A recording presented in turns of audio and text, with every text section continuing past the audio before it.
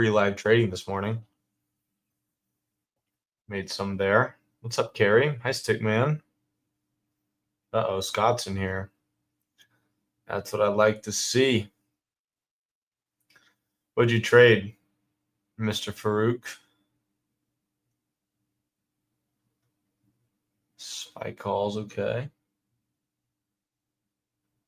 There's a chance for some long opportunity today, but it didn't happen until later in the afternoon. It's kind of weird.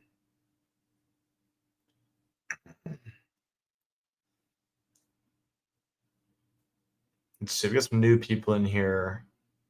Cool Bro J, Optimistic, Mark BK. I saw you caught you caught Tesla today with me, right?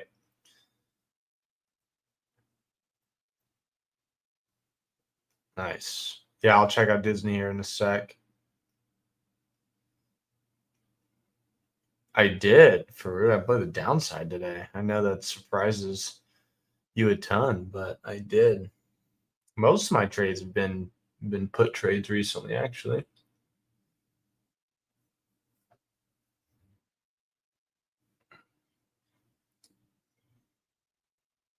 You did. You did. All right. Well, yeah, I'll check out Disney. So, Mark, what's the idea here? What puts this on your radar for me to look at?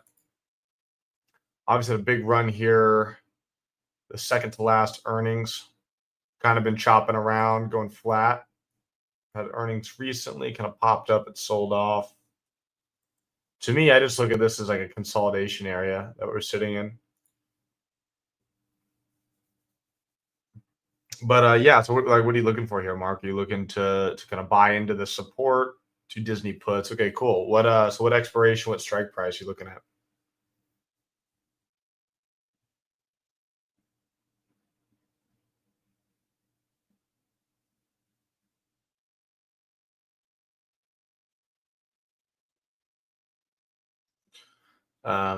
Yeah, so puts on the put side, yeah, I mean, obviously 108 is going to be a pretty good looking support there. Um, a break under that, we've done that before and we bounced off 106. So obviously you're going to be wanting to look at 106 as well. But if you can break 108 and then 106, you have the rest of this gap here down to about 102.75.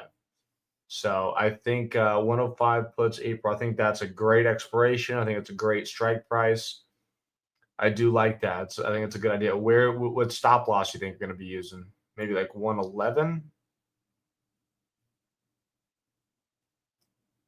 Let's see. I mean, if we close at 109 today, so $1, $2, $3, $4 would get you to 105, and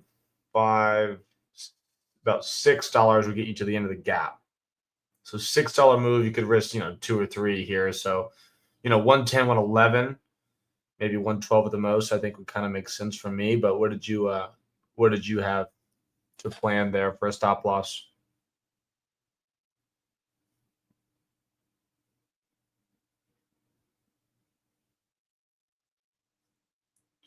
Not planned yet. Well, I do want you to go into every trade, or anyone here. You need to be going into every trade with the stop loss. But, I do think that this is, a pretty decent looking setup here.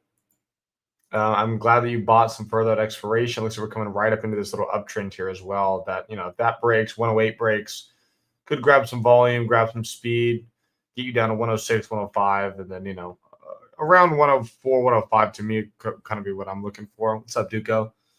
But yeah, definitely try to have some sort of stop loss in mind. I think at the very, very furthest you should let this go is probably going to be like 111.50, 112, I think. That gives you enough room for it to bounce around a bit. But could just, we are coming into a support, so you can't just expect it to break straight through. But if we do, I think this is a good looking trade. 113, okay. It's like a 1-to-1 trade. It's all right. What else you guys got? Who took some other trades today? Anyone catch that big bounce in the market? What's up, Christina? So my strategy is much more of a like a day trade scalper. So a lot of my trades are going to be under 10 minutes a time. And I trade options. So I buy like weekly expiration options. And, again, it's like I'm in and out very quick for the most part. I'm done 99% of the time within the first hour of the day. And I only trade the mega cap stocks. So stocks we all know: Tesla, Amazon, NVDA, Google, Microsoft, Apple. Those names. I don't trade penny stocks or anything like that. But yeah, glad you're here. If you have any other questions, just let me know. Hey, if you don't care, can you go over what you seen during pre-market on Tesla to know if it would go down or not? Yeah, sure thing. So that's kind of asked like what my trade idea was on this. So obviously, like big picture here, guys, I think no one can argue that Tesla is not weak, right? I mean, this thing has just been getting crushed for the last, 15, 20, 30 days. So the main thing that I was looking at here, so obviously, if you guys look on the right side of my screen, hang on one second. There we go.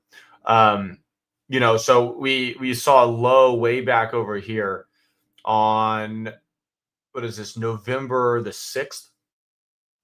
The low of this day here was about let's see, exactly 275 and 62 cents. Okay, so we have this low here. I want to put this into perspective because on this day, way back in last November, we gapped here on Tesla. So there was a gap in price that I can see here that later on in the future, if we ever come down to it, I might be able to play the gap fill trade, which is kind of what I was looking for today. So we have that level, right?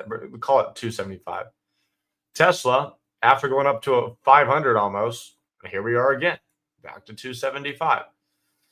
So I wanted to kind of trade. I wanted to trade this, 275 break into the low we had just 2 days ago at 273.60. Okay, so I want to see a break of 275 and 273.60, and then we have this gap. We have the rest of the gap. There hasn't been any sort of price movement here in a long time. So the gap goes all the way down to about 253. Call it 255. Okay, so I know that there is a gap between, call it 255, all the way up to the lowest low we made right over here just 2 days ago, 273. All right. So this morning, where are we? Opening up. So so 275 is right up here.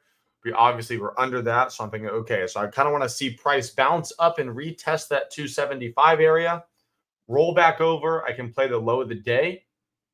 So wherever we open up, I'll kind of play that low. And since we didn't break 270 would have some sort of a wall on the downside, which is basically just a bunch of orders sitting there that are waiting to get filled. If those get filled, volume will spike up and we should get some sort of a clean move down. So off the open, I got a little antsy just because the first candle of the day, I don't know if y'all remember, it opened up, kind of tested 270, bounced all the way up to 274, and then came all the way back down to 270. When I saw it bounce all the way up there and then come straight back down, I just bought one contract just to see what was going on. See if I could catch that 270 break, make a couple bucks, whatever, not that big of a deal. The real trade, though, was for me to try to get in up here around 275. But since I bought one here, I bought another right around 275, and we broke straight through it on this candle. Obviously, I don't know what's going to happen after this candle, right? So I get out. Once we started rolling back over and failing, this is kind of the trade I was looking to get into. Came back under VWAP, bounced back up, hit VWAP again, reject. Volume started picking up, and I told everyone when this kind of breaks 271 and makes a new low in the day, here I'll be in. Bought in, hit 270. You can see the volume spiked up crazy here because there was a big wall at 270, broke through, kind of sold into these lows, and that was it. I thought this could make a move to 265, which is kind of my target, but after the break, it took 1, 2, 3, 4, 5, 6, 7, 8 minutes of just kind of sitting there stagnant, not moving forward. So could I have held and made some more money? 100%. But a lot of the times, especially in a crazy market like this, I mean, we saw a massive bounce today. I'm sitting there thinking, could I be greedy and make, another 100, 200, 300 bucks? Or could, I just get out and take my money? If I'm greedy, Yeah, sure, I can make more, like I said, but I could also get caught in a bounce. This would go straight back to 273, 274, and I end up losing on the rest of that position because I sold half of it on the initial break, and again try to scale out there. But so I just kind of took the conservative route, sold the rest of that position, still made up for that initial loss, and unfortunately had to watch it go down another $4 or $5. But it is what it is. I'm happy. I made money. I was done in the first 30 minutes. Um, so yeah, Mark, I'll get to you right after I answer Dugo here. Was the IV high today? Yeah, so the IV was high. And I feel like most of y'all are decently familiar with IV, but for y'all that aren't, just you just please feel free to ask. But IV is high because we're seeing just crazy moves right now in the market. I mean, we saw Tesla down like $10 or so pre-market. We've obviously seen the market come down a ton. So when the market's super volatile, IV, which is implied volatility, will go up, making these contracts more expensive, right? If I know that the price of an apple could skyrocket, I'm going to make you pay a lot more for it up front so you can then own it. Let's see, Mark. How did you get your stop loss? No one would say Tesla IV is crazy. There's high chance of hit stop loss. Should we use VWAP resistance? Yeah, so I mean, a lot of the times I use VWAP. Other times I can use support resistance as well. It's all kind of the same thing, and it all kind of depends on my position sizing and what I'm willing to risk, Mark. So, like today, in the grand scheme of things, I let Tesla run $5 against me on that starter position, but just to kind of put it into perspective, if I had 1 or 2 contracts in that starter position, and then I had like 8 contracts in my normal position, obviously a 10% loss or a 20% loss is very different on either one, right? So if I'm willing to give a stock a little bit of room to work, bounce around, and I don't want to get faked out or get too emotional toward it. If I'm in a scenario like that, I'll just go in with smaller size. So I'm obviously risking less, and I can give the stock a little bit more room. On a trade where I want to just crush it and I'm just waiting, and I get my perfect entry, that's where I'll just, do a full size position, and I can just kind of take a quick move in my favor. Does that make sense?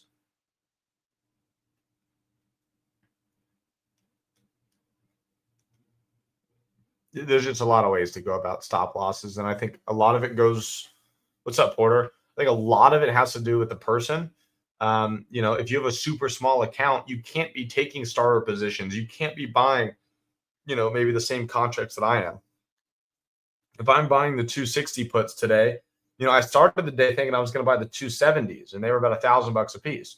So you know what? I don't need to do that. So I'm going to go 260s. Those were still, $500, $600, $700. If you have $1,000 account, you can't do that, right? So then I also talked this morning about going like the 250s, the 250 puts. Those were like $300. So from 260 to 250, I was paying $600 a contract. And if you bought the 250s, you were paying $300 a contract. That's another form of risk management there, and just knowing where you need to be sized. No, there's no one that should be going in with over 50% of their account on one specific trade ever. It's just, obviously if you have a small account, you want to grow it as fast as you can, right? But in the grand scheme of things, if you can't make money with a small account, you can't make it with a big account. If you have a $1,000 account and you go in with $500 and you take a 25% loss, well, you just lost 15, or whatever, 20% of your account. If you had $100,000 and you went in with $50,000, well, you did the same thing, right? So I know it sucks to make $10 or $20 or $30 in a day, but that's just the reality of the situation that you're in. If you can really prove consistency to yourself with a small account, and this is, mainly for day trading, but I do think it's also kind of pertains to trading in general. If you have $1,000 account and you can just put your ego aside and what's up, Latvian? And put your ego aside, and you can make your $10, $20 a day. Well, if you can make, 1%, 2%, 3% on your account a day on average, by the end of the month, you could be up, 20, 30, 40%. Well, in 2 months, you can, do the same thing, and it's going to grow exponentially. If you just did it for a year or even 6 months, you're going to realize, why was I trying to make $500 a day when if I just made 20, 30, 40 bucks consistently and I grew it? Well, you put your head down for a year you kind of blink, the year's over, all of that hard work, and you look up and you have a $10,000 account. Like, wow, it really wasn't that hard. Well, that doesn't mean you need to try to go from 10,000 to 100,000 a year. But then once you get to around that $10,000 account, you can go in with $1,000 or $2,000, and feel somewhat comfortable on a trade, and then you can make your $200, $300 days, and that's kind of where things start to really pick up. What's up, Fulcrum? I mean, it's not all about the money. It's about learning how to really do this. The money will come, I can promise you. Christina, do you offer mentorship? Yeah, I do. So I have coaching, which is specifically with me, and I do coaching lessons every Thursday night, and you're also going to have a kind of like a private like chat room with me and all my other students as well. So I'll get you that link. Anyone else that's interested, feel free to check it out. Let's see, copy link, and here you go. Well, now it's not pasting. 1 second. Also,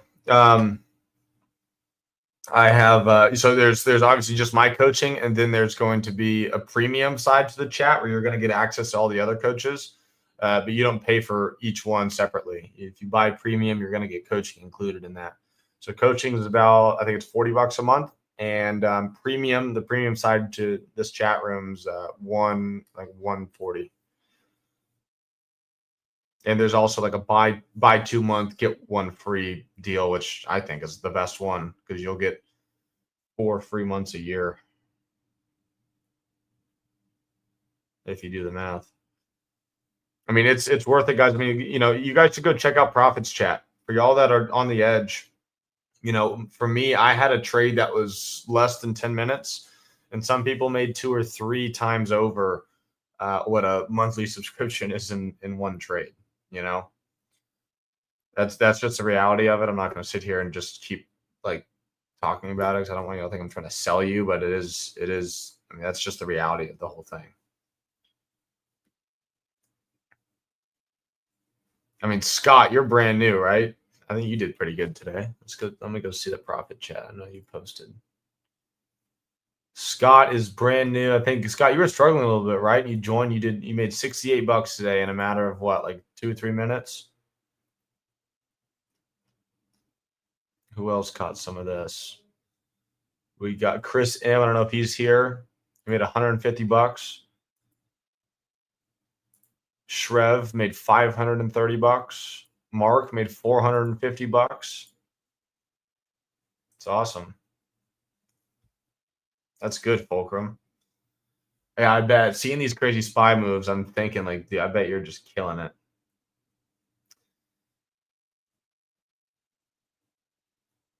Yeah, Lifetime is definitely the best, but didn't take long at all. Already got my money back from buying. Yeah, there you go, Scott. I love that, man. I love that. Yeah, I bet, Fulcrum, to say the least. Do you have any feedback about NVVE? Yeah, so I mean, I know that NVVE has been talked about a lot on social media as well. I have not traded the stock. I don't really have any sort of, obviously I don't have any financial advice on it. Looks like it broke under $2 here.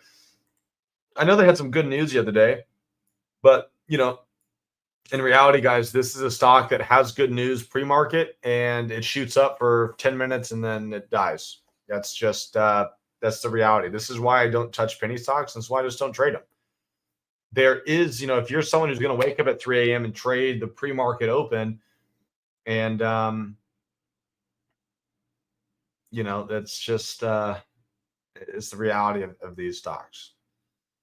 They're very hard to trade. They're very hard to make money on, especially if you're not going to be there on for pre-market and stuff like that. But I don't know. I'm guessing your position in that, Common Man. Do you have a stop loss in mind, or where did you get in? Anything like that?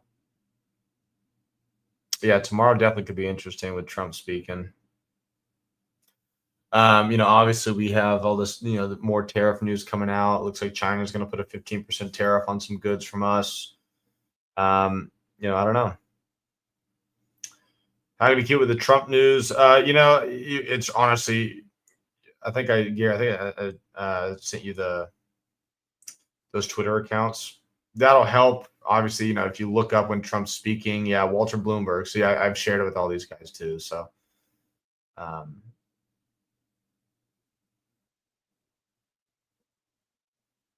Red Man Guide. I don't know what that is.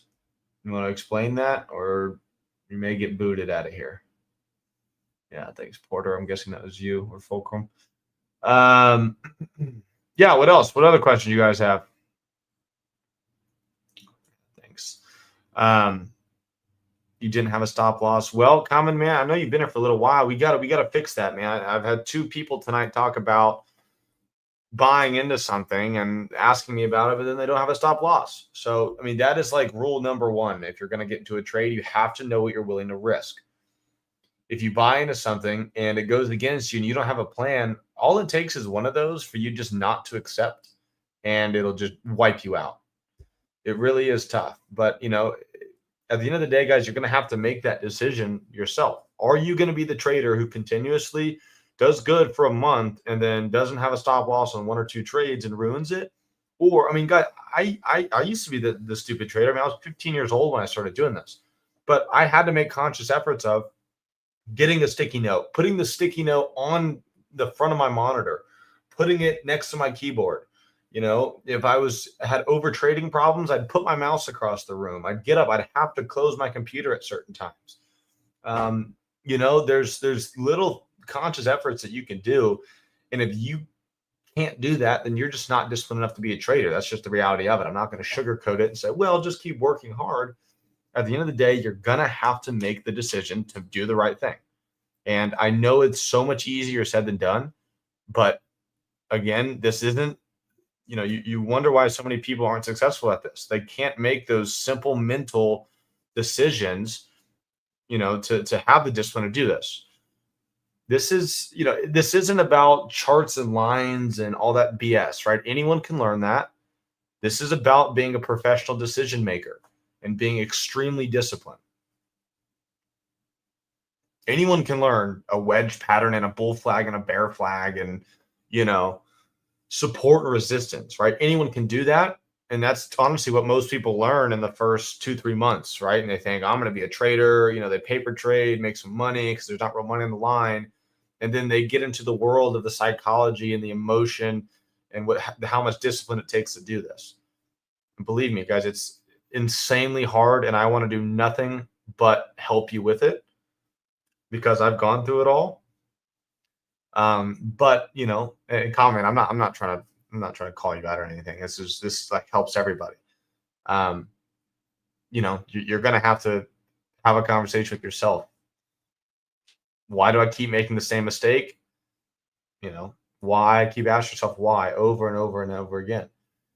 Why am I not using a stop loss? Well, because I didn't write my trade plan down. Why? Well, because I wasn't prepared. Why? Because I got up early or I got up too late. Why? I didn't go to any lessons. Why? I didn't get to bed on time. Right? I mean, you just reverse engineer the whole thing. Why didn't I take a stop loss? Well, I sized up too big. Why did you do that? I didn't know what I was buying. I didn't have a plan. I rant about this stuff quite a bit with you guys just because it's the most important side of this, right? All of us, analysts and coaches, or whatever you want to call us here, all we can do is be transparent and show you guys what we do. And we wouldn't be here if we didn't make money. We want nothing more than to help you get to that, to get to success. But that also has to do with, being open and honest about, your issues and your struggles. There you go. Yeah, exactly. You're never going to go broke taking a profit. Jason on YouTube, what is my opinion on ETFs? I think ETFs are a great long-term investment. There's just, there's so many ETFs. It's kind of hard to narrow that down for you. Let's see, what else did I miss here? Is there a percentage that's common, or is there more risk with different stocks? Percentage profit or a stop loss, decel? Sorry, I don't know exactly what you were asking there. Any thoughts on JD for earnings? I don't have any thoughts on it. I just don't trade earnings, guys. It's a total gamble, and honestly, the odds are very much against you if you're going to swing options on earnings. You're either going to learn that the easy way or the hard way.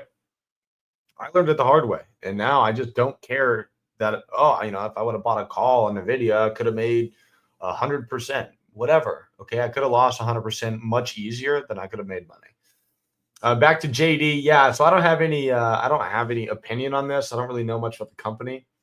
Um, last earnings, they looks like they didn't move a whole lot. Just came down a bit. Earnings back over here jumped up a little bit. I would pay attention to what happened in this time. Isn't this a Chinese name? I have this thing that's covering. I think it is a Chinese stock. I know that Quinch is interested in JD. I think he bought some of that. Let's see. What did I miss here? Decel stop loss. Yes. I mean, like for me, it's going to be anywhere from like 10, 15, at most like 20% is around where I'd take a stop loss, depending on my position size. If I'm, looking to take a really big trade with big size, I want to be very precise with my entry. And I don't want to give it a 20% stop loss, but if I'm looking for kind of to start a position on something and I can buy if I want to buy $5,000 worth of contracts and I buy $500 worth, well, I can let that go to negative 20, 30%, 50% if I want it. Does that make sense? So it does kind of depend on the trade, but I would say rule of thumb, give it 10, 15% with my kind of trades. You can always get back in. But I had a stop loss, so I forgot about it and didn't see it at the bottom. So when I went to close it, I couldn't. It was that 40% messed up, exit 26%. I hate that, seriously. You gotta be on top of the game, whether you have hard stop losses set, meaning you have orders already out there for you, or you just have to micromanage the trade.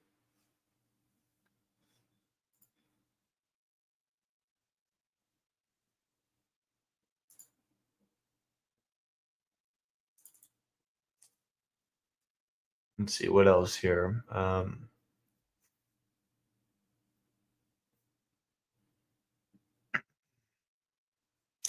Man, what emotion is cut email? Is there an indication as a way to know for when it's a sell the news event for a stock versus good news and hold? Yeah, so Vasubi, there's really not. Okay, there's really not a way to know if something's a sell the news. To me, a lot of the stuff's going to come with experience, but I would say that the way that I see something as could be a sell the news is if it's run up a ton. Like let's say that Apple has a new event where they're gonna talk about some new AI stuff or in a new iPhone or a new gadget or something.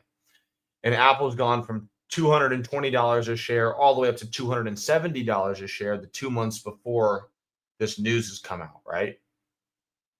In the day of the news, do you think there's higher odds that it's going to go from 270 to 280 or from 270 to 250, right? It's already gone up 50 points. Is there a higher odds for it to go up another 10 or for it to come back down? Or, let's do 1-to-1. Is a higher odds for it to go up 20 or come down 20? If that makes sense, right? And everyone's really hype about this news. They want to buy the stock because they're interested in the unknown. But when the news is out, the market's a forward-looking like machine, right?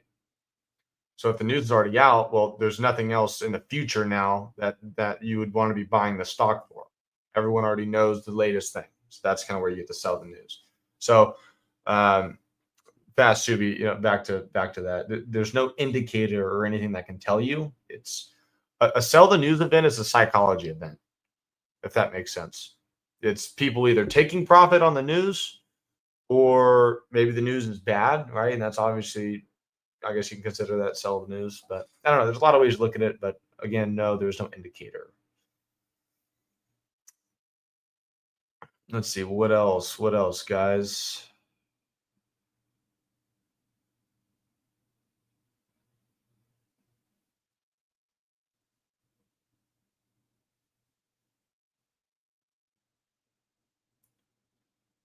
Do you think long straddles are good for earnings days? From my experience on a trading floor, I do know that like on earnings, like if Tesla or NVDA has earnings, I do see a lot of guys doing straddles. But, if these guys are trading, 5, 10, 20, $30 million a day, they may put 5 grand or 10 grand on a straddle. You know what I mean? It's more of just kind of like they can use that straddle. Obviously, they can sell whatever side loses, and then they can exercise the option on the side that wins right at the end of the week or whatever. But it's not it's I never advocate for anyone to trade earnings because it's extremely hard to make money. It's a total gamble. It's honestly, you have a much better chance of making money walking into a casino and putting your money on red or black, if that makes sense. What really helped me get better at this stuff, guys, is cutting out all these other different styles of trading. I knew I was really good at one thing and I wanted to just find any possible way I could to make money. And that just made me lose more, right? I wanted to trade the earnings. I wanted to swing trade all the time. I wanted to trade bounce trades when I'm really a breakout trader and stuff like that.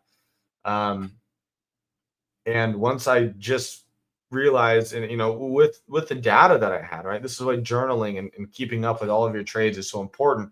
I go back and I look at, okay, this was a breakout trade. I made money. I made money on 8 of my 10 breakout trades.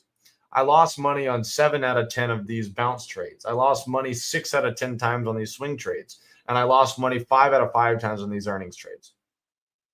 Well, the writing is on the wall then, right? And it's completely up to you if you're going to continue to have the gambling mindset, or if you're going to realize that if I cut all this stuff out, I'm making money and I'm doing extremely well.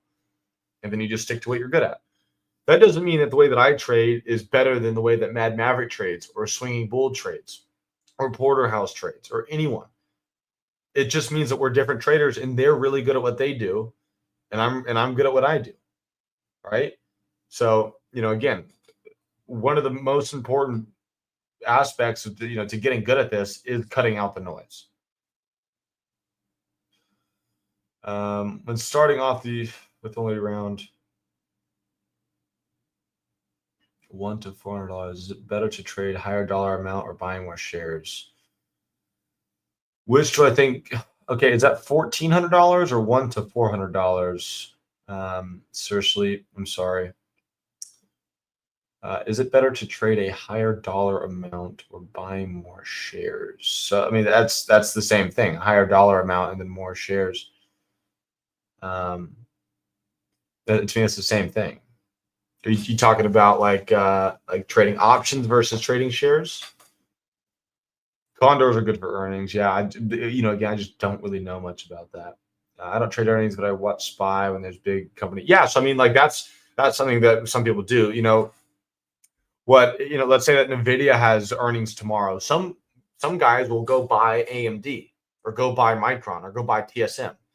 If Microsoft has earnings one day, someone may go buy Meta or go buy Google, right? Because they're going to kind of move the same. So that's just a different way to look at earnings as well. And I would honestly rather you do that than trade the actual name with earnings. But that's also why typically they do a bunch of big tech earnings on the same week. So all their IVs are up. I like day trades. Me too. I think they're asking trading cheap. Okay, so cheaper stocks or higher cost stock with less shares. Yeah, that would make sense, Duco. I'm stupid. I think that I always advocate for bigger stocks because they're going to move cleaner. And I don't mean necessarily price wise. Obviously, I don't want you trading penny stocks because penny stocks are insanely volatile. Huge risk, huge reward, and it's just very easy to blow up. But I would say I would rather you buy. Well, like back to the trading firm, when a new intern would come in, they would, especially if someone was really, really new to trading, they would say, the head of trading would give him a piece of paper and say, write down 25 companies that you know of.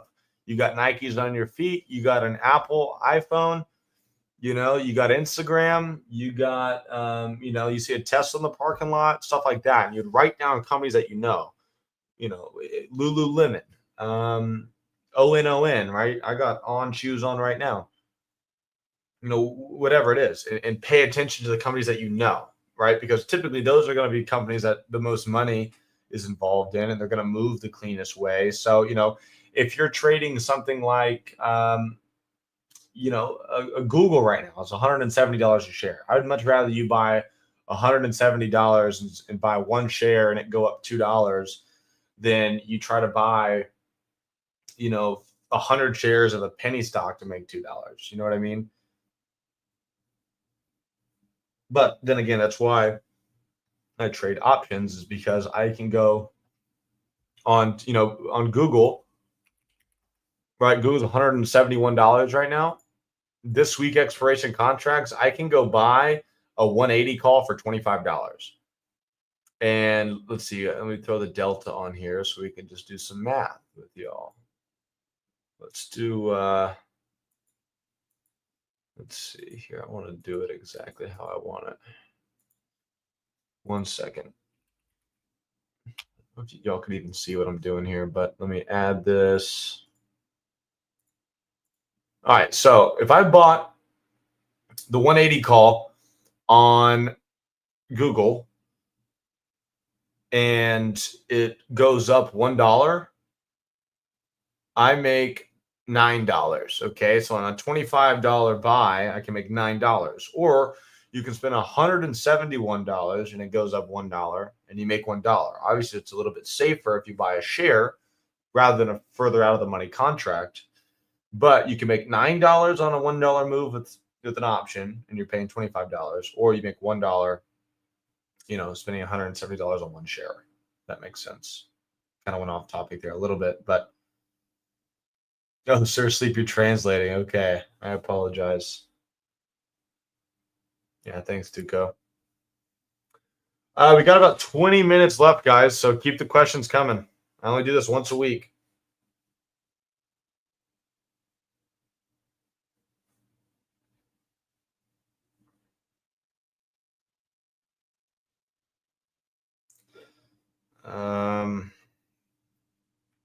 I'm good, Wyatt.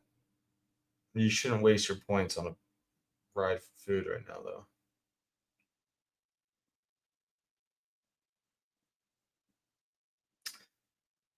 I'm super new. Can you explain the 15-minute open or candle thing? I do not trade the closing, Mark. I am done in the first 1 hour. That's statistically where I do the best, and I follow the odds. Okay, so 15-minute open candle thing. So I think what you're talking about is I've heard this before. So it's basically an opening range break, which is also what I trade, but I don't do the 15-minute candle thing. But so I think what you've heard, and I've heard this online, is people put the 15-minute chart up and they wait for the first 15 minutes, right? Because now you have a high and a low created. So I mean, this trade would have worked. And you wait then, and then when you get a 15-minute candle close above the original high or low, you enter either long or short. So here you would have entered in on this close of a candle here, and it would have gone up, right? It's never that clean. Let's see if we can find a failure. Let's see, this opening 15-minute candle is huge. And we only closed above on the last minute of the day. So let's go back test over here. This one looks like it would have worked. Opening 15 minutes here. You got a high. You got a low. Would have entered here. And I would say typically my stop loss would be above the candle that I entered on. So it would have been probably right here. And it never hit it. It still went down. So DSA, I think that's what you're looking at, or what you heard. I hope that made sense. But basically you put a 15-minute chart up. You mark out the high or the low of the first 15 minutes of market open, and then you buy whichever direction that it closed out of. I never want to blindly buy. I think that I would want that to line up with the trade idea that I already had planned. But again, some people do it that way.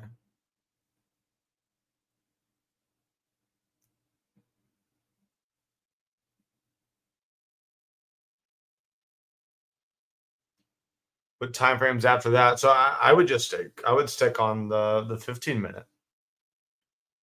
If you're gonna do that kind of strategy, to me, I would sit on the 15 minute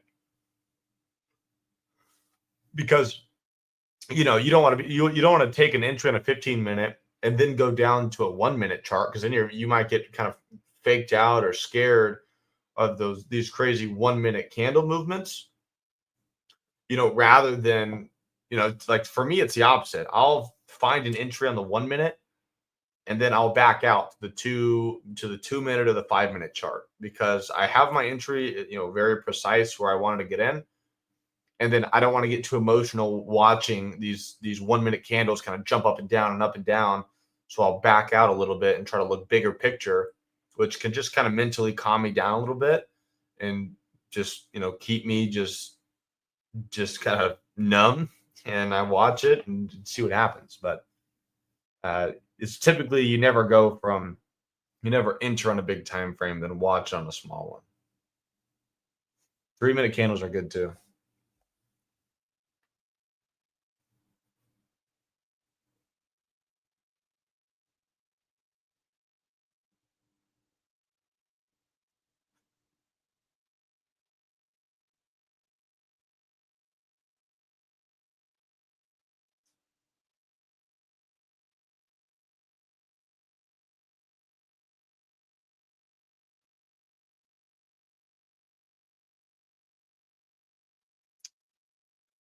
Um, everyone has their own style. Some trade at 10 a.m. Different time frames.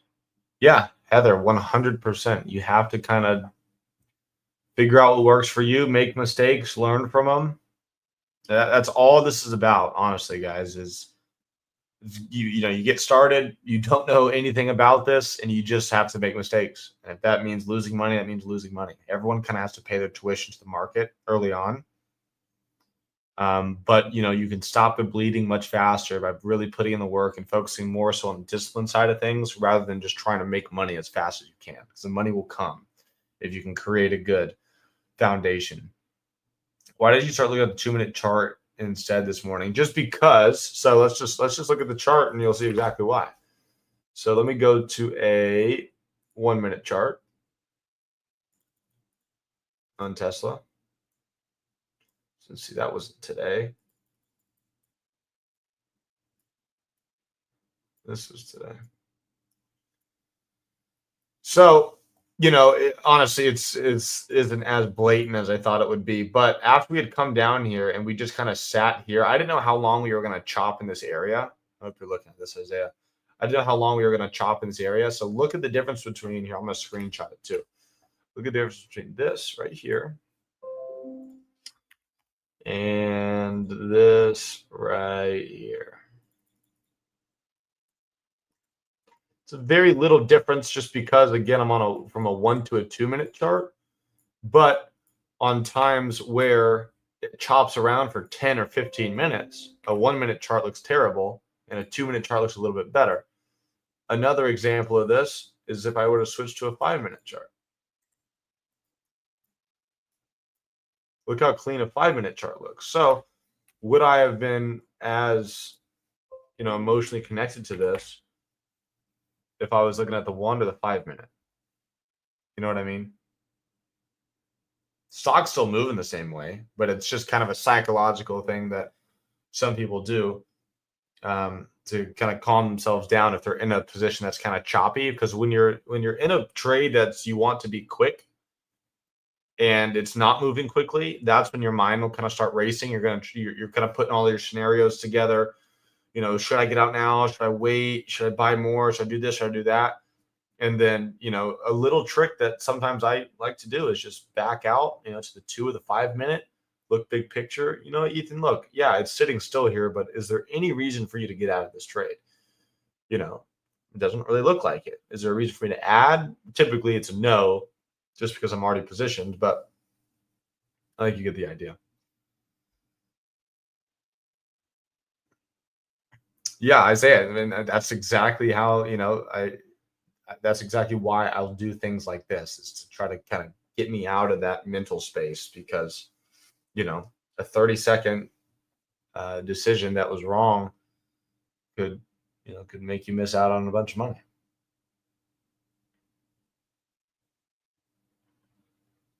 Yeah, Duco's 100% right there.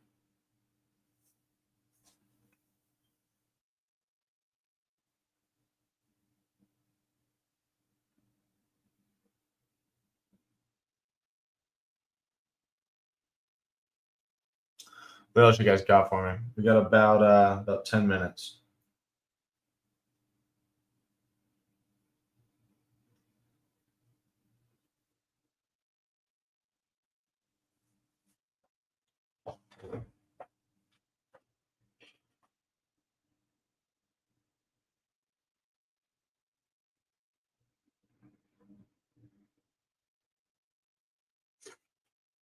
All good, D Cell. Thanks for being here, man.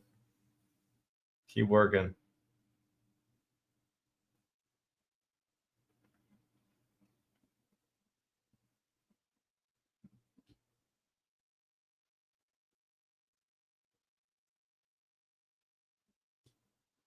What else did you trade, Isaiah? Did you do something else?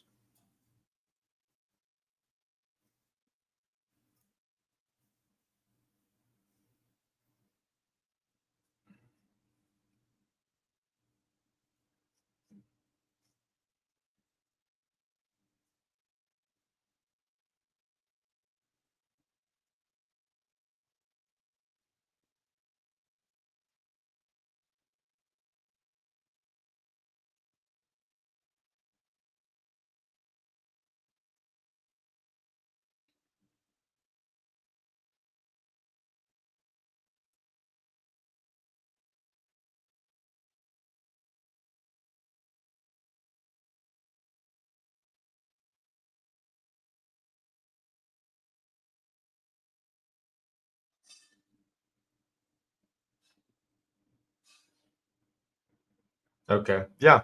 No, I mean, look, that's totally fine. And again, I'd rather you be a little bit hesitant than overconfident. If you find yourself sized in too much, then on times when maybe I'm creating a position and I'm in with a pretty decent amount of size and it's just still not working, I'll just let's say I'm in 20 contracts or something. I'll sell 5 of them. I'll sell a quarter of my position. And even if it's small green, small red, break even, it doesn't matter. I'm still just taking that risk off the table in case it does go against me. Sure, I'm I'm gonna miss out on some profits if it does go in my favor, but I'm also going to save myself money if it goes against me, right? So I'd rather miss out on money than lose more than I should have. If that makes sense. And that's just kind of like the human nature is the opposite, right? You rather stay in and try to make as much as you can when over time kind of becoming a trader, you're going to look at things from more of a risk perspective rather than how much you can make, because making money is somewhat easy. Losing money is what's hard, because you have to be extremely good at losing in this game to make money. You have to be able to lose the right way. You have to be able to lose small. You have to be able to win more money than you lose, which again isn't the hardest thing to do. What makes this so hard for people is accepting loss, because no one wants to be wrong, right? Their ego is involved. They never want to be wrong. There's always outside factors that make them, not in the wrong in a situation like this. Well, Tesla did this, went down 3 days in a row. It should have gone down today, but Trump said something. No, that's not the reason you lost. Okay. You lost money, or you lost more than you should, because you didn't have a plan. You didn't set that stop, you didn't set your stop loss. If there was a bunch of news going on today, well, you should have known there was a bunch of news going on today, right? Every morning you should look up, see what news is scheduled for the day. Is Powell speaking? Is there an FOMC event? Is PMI coming out? Is PPI coming out? Is GDP coming out?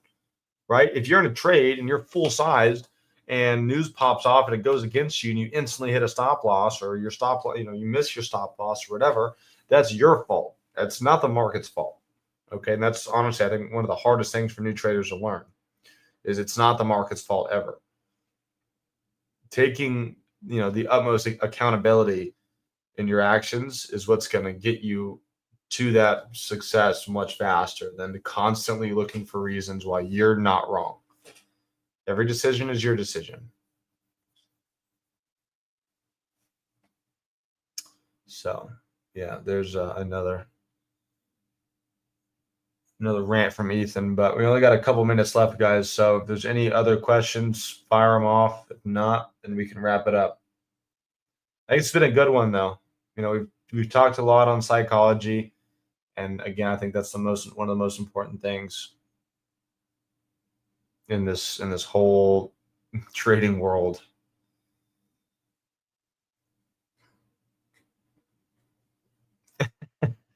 I don't know. I guess he already left. Wait, yeah, Wyatt's not in here.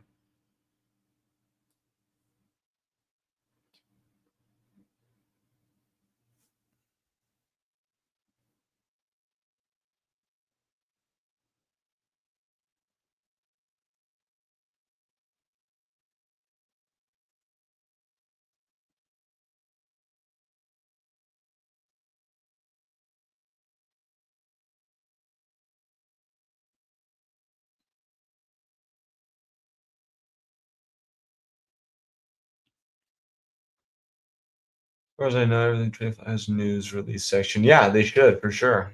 I will. I may go steal it from them too, Duco. What are you going to be watching tomorrow? Honestly, Carrie, as much as I want to chart today or chart tonight, who knows where things are going to be? I know Trump speaks tonight, so that could make things go up or down. So I don't really want to go too in depth on anything right now. But big recovery into the close today. Honestly, a little sell off. With 15 minutes to go or whatever it was. Yeah, I have no clue either. So we'll see where things are pre-market. I honestly would rather not give anyone a trade idea right now, just because I know, like in my heart, I'm not going to pay any attention to anything that I see tonight. I'm going to wait until I see where things are in the morning. So I recommend everyone do that as well. Don't create a bias right now before Mr. DJT speaks. I don't even know why. Do y'all know why he's speaking tonight? I haven't looked into it much. Let's see. Trump speech tonight. Trump will stand before Congress and offer divided nation and again offer divided. Okay, it's not even a big news source. First joint congressional address of his second term. Okay. So just speaking to Congress, which, isn't insignificant. I think that, we all know him to say, or, to speak his mind. So he hypes everything up. So I'm not surprised, but yeah, it'll be interesting, guys. So I think I'm probably going to wrap things up here. Let's be smart. I'm not live trading tomorrow, but I will be live trading Thursday morning. I'll be doing the earnings stream tomorrow as well. But other than that, that's all I got. Thank you all for being here.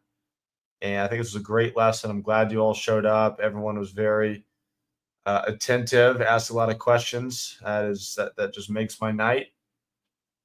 If you guys have any other questions, feel free to shoot me the DMs. I will send my coaching link again for anyone that is new, that missed it earlier in the lesson. If y'all have any questions about that, again, just DM me or tag me in the chat. But yeah, let's keep the week rolling, guys. It's been a good start so far. All right, y'all have a good night. I'm out. Bye-bye.